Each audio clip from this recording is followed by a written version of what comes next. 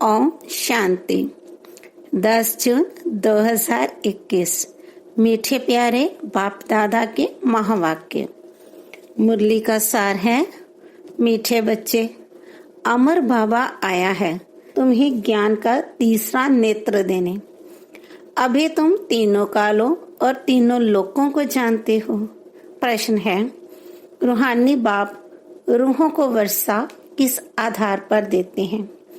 उत्तर है, पढ़ाई के आधार पर।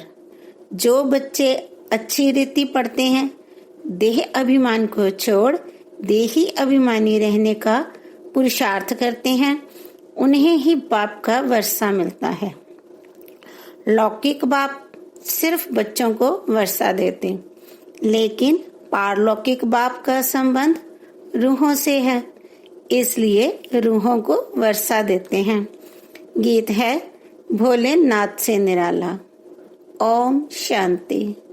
रूहानी बच्चे रूहानी बाप से अमर कथा सुन रहे हैं।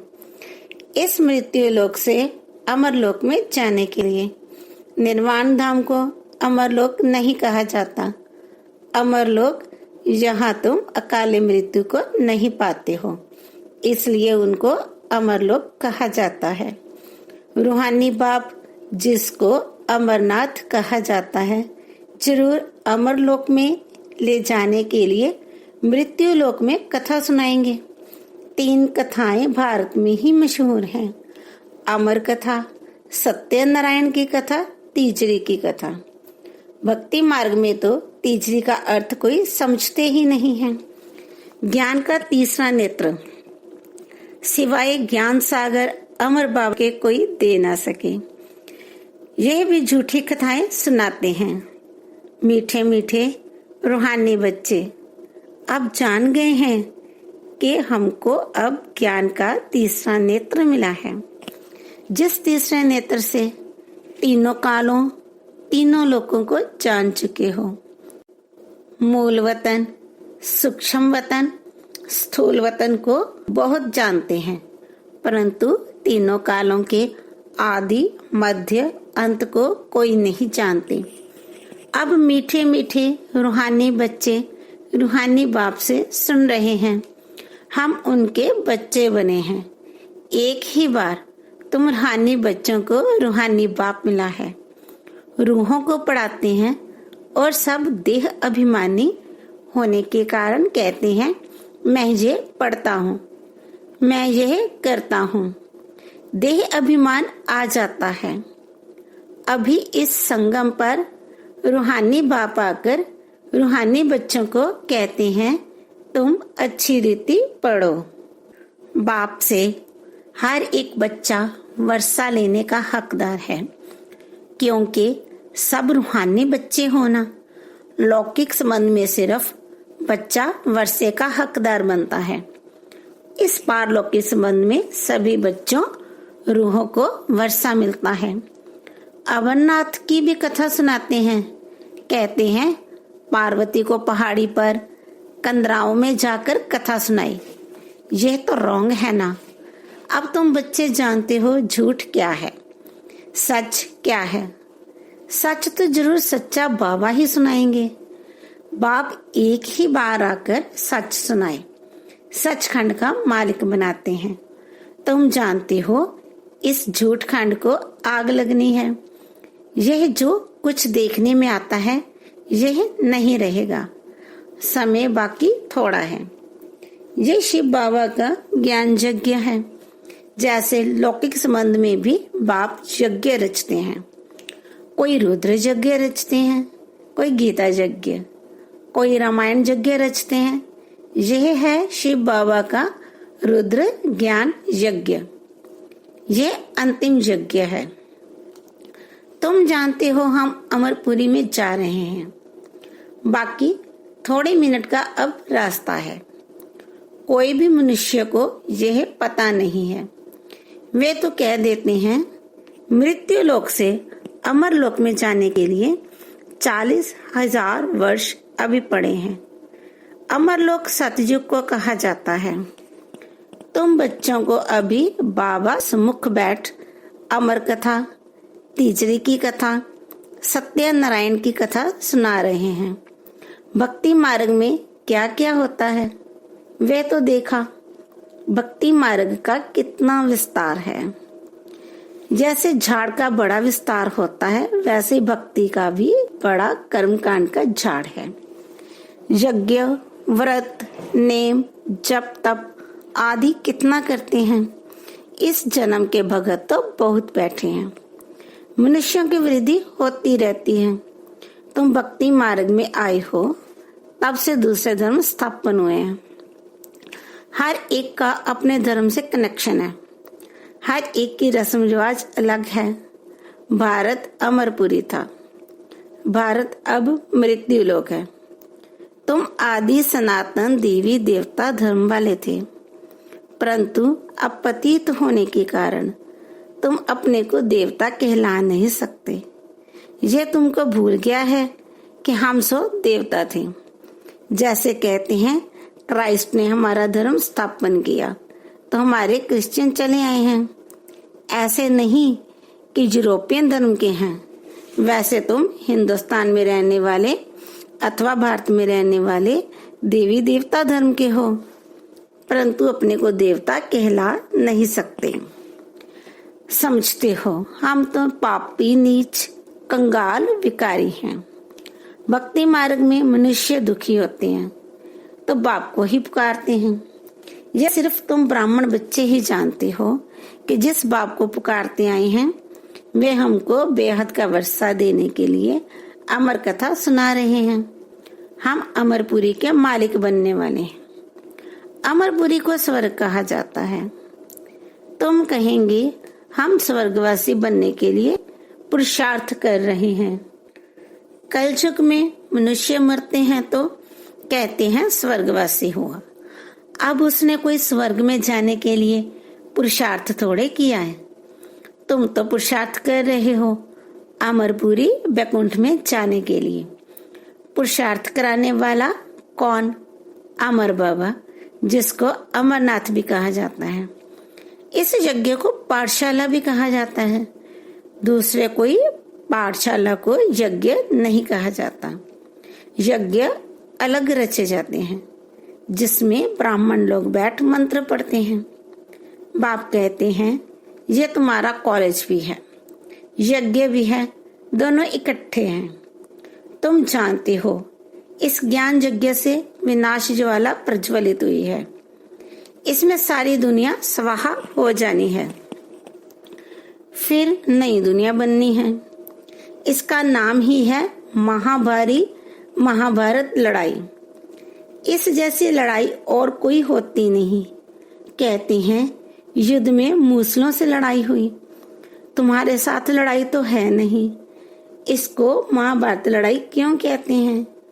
भारत में तो एक ही धर्म होता है ना। मौत तो बाहर है, यहाँ लड़ाई की तो बात ही नहीं है। बाप समझाते हैं तुम्हारे लिए नई दुनिया चाहिए तो जरूर पुरानी दुनिया का विनाश होगा। तुम बच्चों की बुद्धि में विराट रूप का भी सारा ज्ञान है। ये भी समझते हो जो कल्प पहले आए थे वही आएंगे देवता बनने के लिए। बुद्धि का काम है। हम जितने ब्राह्मण बने हैं अब फिर देवता बनेंगे। प्रजापिता ब्रह्मा भी गाया हुआ है। परमपिता परमात्मा ब्रह्मा द्वारा मनुष्य सृष्टि रचते हैं, इसलिए ब्रह्मा को प्रजापिता कहते हैं। परंतु कैसे कब रचते हैं ये कोई नहीं जानते। क्या शुरू से मनुष्य नहीं है जिनको रचते हैं? बुलाते ही हैं पतित पावन आओ। तो जब मनुष्य पतित होते हैं तब तो बाप आते हैं। दुनिया को बदलना है। तुमको बाप नई दुनिया का लायक बनाते हैं। अभी सब तमो प्रधान पुरानी दुनिया में हो, फिर सतो प्रधान बनना है। बाप ने समझाया है हर एक मनुष्य मात्र को हर चीज को सतो रजो तमो में आना होता है। दुनिया नई से पुरानी जरूर होती है। कपड़ा भी नया पहनते हैं फिर पुराना होता है। तुमको ज्ञान मिला है। सच्ची सत्यनारायण की कथा अभी तुम सुन रहे हो। गीता है सर्वशास्त्रमयी शिरोमणि। बाकी हैं उनके बाल बच्चे, जैसे ब्रह्मा की वंशावली वैसे गीता है मुख्य। ऊंच से ऊंच माँ बाप, बाकी हैं बच्चे। अभी माँ बाप से वर्षा मिल सकता है, बाकी कितने भी शास्त्र पढ़ें, कुछ भी करें, वर्षा मिल ना सके। करके जो शास्त्र पढ़ते हैं उनकी बहुत कमाई होती है। वे तो हो गया अल्पकाल के लिए। जहां तुम बच्चे सुनते हो तो कितनी कमाई करते हो। 21 जन्म के लिए विचार करो। वे एक कथा सुनाएंगे, सब उनको पैसे देंगे। यहाँ बाप तुम बच्चों को सुनाते हैं, तुम 21 जन्म के लिए कितने साहूकार बनते हो। वहां सुनाने वाले की जेब भरती है। भक्ति आदि करना प्रवृत्ति मार्ग वालों का काम है। तुम हो प्रवृत्ति मार्ग वाले। तुम जानते हो स्वर्ग लोक में हम पूज्य थे, नहीं तो 84 जन्मों का हिसाब कहाँ से आए। यह है रूहानी ज्ञान जो सुप्रीम रूह ज्ञान के सागर से मिलता है। पतित पावन बाप ही सबके सदगति दाता है। हम बच्चों को अमर कथा सुना रहे हैं। जन्म जन्मांतर झूठी कथा सुनाते आए हो। अब सच्ची कथा सुनकर तुम 16 कला संपूर्ण बनते हो। चंद्रमा को 16 कला संपूर्ण कहा जाता है, सूर्य के लिए नहीं कहते हैं। तुम जानते हो हम आत्मा भविष्य में सर्वगुण संपन्न 16 कला संपूर्ण बनेंगे। फिर आधा कल्प के बाद उन्होंने खाद पड़ जाती है। अभी तुम समझते हो हम फिर से सर्वगुण संपन्न 16 कला संपन्न 100 देवता फिर से बन रहे हैं। हम आत्माएं पहले अपने घर जाएंगे, फिर हम शरीर धारण कर 100 देवता बनेंगे, फिर चंद्रवंशी घराने में आएंगे। 84 जन्मों का हिसाब किताब चाहिए। किस युग में, किस वर्ष में कितने जन्म हुए। बाप ने 84 जन्मों की सच्ची सच्ची कथा अब सुनाई है। तुम बच्चों को कहेंगे तुम भारतवासी 84 जन्म लेते हो। अपने को एक तो ब्राह्मण समझना पड़े। मम्मा बाबा कहते हो ना, वर्षा शिव बाबा से लेते हो, ब्रह्मा बाबा द्वारा। ब्रह्मा भी उनका हो गया, ब्रह्मा से वर्षा मिल ना सके। ये भी भाई हो गया, ये शरीरधारी है ना। तुम सब बच्चे वर्षा उनसे लेते हो, इन ब्रह्मा से नहीं। जिससे वर्षा नहीं पाना है उनको याद नहीं करना है, एक शिव बाबा को ही याद करना है। उनको ही कहते हैं तुम मात पिता हम बालक तेरे। तुम इनके पास आती हो तो बुद्धि में रहता है हम शिव बाबा के पास जाते हैं, या शिव बाबा को ही करना है। आत्मा बिंदी है, उसमें 84 जन्मों का पाठ नूंदा हुआ है। आत्मा बिरकुटी के बीच में रहती है, उड़ती भी सेकंड में है। मैं आत्मा एक शरीर छोड़ दूसरा लेता हूँ, बिरकुटी के बीच चल जाए विराजमान होता हूँ। बुद्धि में समझ है हमारी आत्मा ऐसी है। सतयुग में तो कोई ऐसी चीज देखने की आशा नहीं रहती। आत्मा को देख सकते हैं दिव्य दृष्टि से, कोई इन आंखों से देखने की बात ही नहीं है। भक्ति मार्ग में तो साक्षात्कार करते हैं, जैसे रामकृष्ण का शिष्य विवेकानंद का। उसने बताया है मैं सामने बैठा था तो उनकी आत्मा निकल मेरे में प्रवेश हो गई। ऐसा कोई होता नहीं है। आत्मा कैसे एक शरीर छोड़ दूसरे में प्रवेश करती है। ये सब बातें तुम बच्चों को समझाई जाती हैं। अभी तुम समझते हो हम अमरलोक में जाने के लिए पुरुषार्थ कर रहे हैं। अमरलोक में हम जन्म लेंगे, वहां हम गर्भ महल में होंगे। यहाँ तो गर्भ जेल में बहुत त्राही त्राही करते हैं। अब आधा कल्प के लिए बाबा तुमको सब दुखों से छुड़ाते हैं, तो कितना प्यार से ऐसे बाप को याद करना चाहिए। अच्छा, मीठे मीठे सिक्के लदे बच्चों प्रति माता पिता बाप दादा का याद प्यार और गुड मॉर्निंग। रूहानी बाप की रूहानी बच्चों को नमस्ते। हम रूहानी बच्चों की रूहानी बाप दादा को याद, प्यार और नमस्ते। शुक्रिया बाबा, शुक्रिया। धारणा के लिए मुख्य सार। नंबर 1, समयों को रूह समझ रूहानी बाप से पढ़कर पूरा वर्षा लेना है। सचखंड का मालिक बनने के लिए सच्ची कथा सुननी और सुनानी है। जिस बाप से बेहद का वर्षा मिलता है उसे ही याद करना है, किसी देहधारी को नहीं। इस पुरानी दुनिया को आग लगनी है, इसलिए इसे देखते हुए भी नहीं देखना है। वरदान है, मनमना भव की विधि द्वारा मन रस की स्थिति का अनुभव करने और कराने वाले सर्व बंधन मुक्त भव।